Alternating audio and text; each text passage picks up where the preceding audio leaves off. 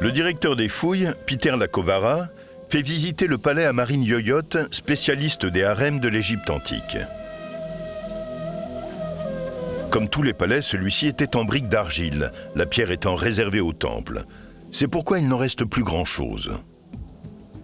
C'est un bâtiment gigantesque, plus grand que le palais de Buckingham, plus grand que la Maison Blanche.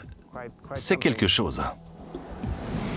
On pense qu'une partie de ce palais était occupée par le harem, une série de petites salles juste à côté du hall principal.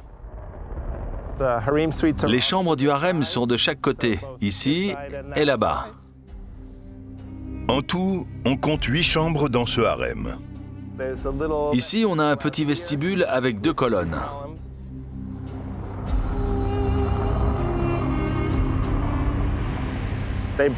Il y avait probablement un bain dans le coin.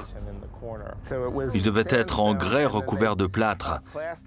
Ça devait être un grand bassin rectangulaire, probablement pour que les visiteurs se lavent les pieds ou autres avant d'être présentés à la femme de la cour, qui aurait eu un trône à peu près ici. Chaque femme importante de la cour royale, peu importe qui elle était, une fille du roi ou une épouse, aurait eu sa propre petite salle de réception pour accueillir des visiteurs. Les épouses étrangères devaient sûrement recevoir des émissaires de leur pays d'origine. Le palais était luxueux. C'était probablement la meilleure vie que pouvait espérer une femme dans l'Égypte antique, avec tout le luxe de l'époque dont chaque femme du harem pouvait profiter. Mais toutes ces femmes n'étaient pas les concubines du roi. C'est là que vivaient les princesses, les filles, les épouses, les tantes, les cousines par alliance au 3e degré, dont le pharaon était responsable.